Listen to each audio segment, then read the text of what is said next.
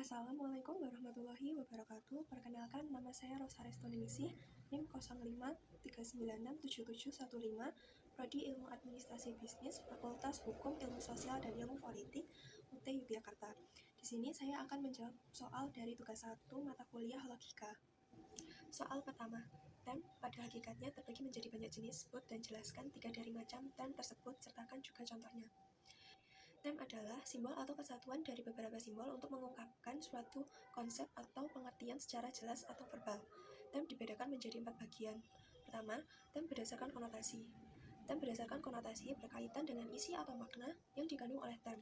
Berdasarkan konotasinya, tem ini dibagi menjadi 2, yaitu tem konkret, tem yang memperlihatkan subjek sesuai realitasnya. Contoh, cermin, di mana cermin memiliki konotasi yang mengandung sifat fisik atau wujud.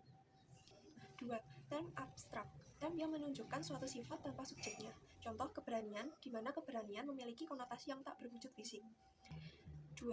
Tem berdasarkan denotasi. Tem berdasarkan denotasi dibagi menjadi 2, yaitu tem yang bersifat umum yang mencakup semua hal tanpa terkecuali.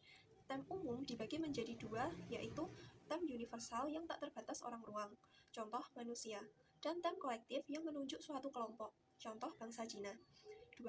Tem yang bersifat kolektif yang mencakup sebagian dari keseluruhan bagian.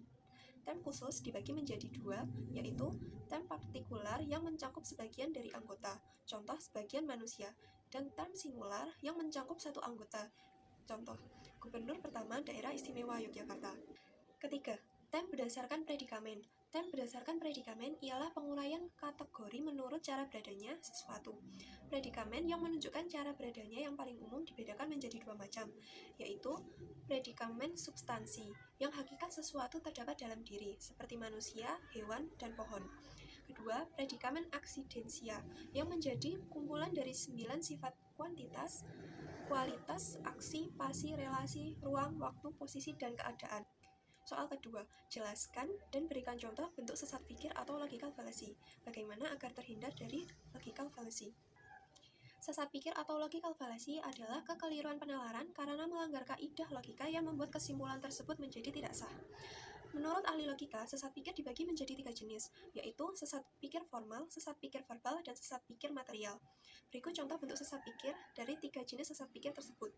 Pertama, sesat pikir formal merupakan kekeliruan penalaran berdasarkan bentuk. Contoh, peserta study tour adalah siswa atau guru, dan ternyata siswa yang studi tour, berarti dia bukan guru. 2. Sesat pikir verbal, yang merupakan kekeliruan penalaran berdasarkan kata-kata. Contoh, semua burung mempunyai sayap, pesawat terbang mempunyai sayap, maka pesawat terbang ini adalah burung.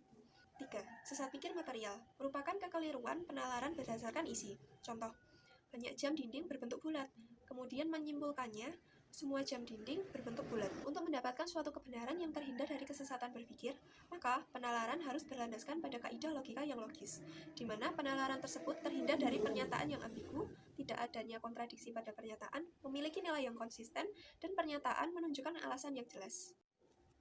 Sekian penjelasan dari saya, kurang lebihnya mohon maaf. Wassalamualaikum warahmatullahi wabarakatuh.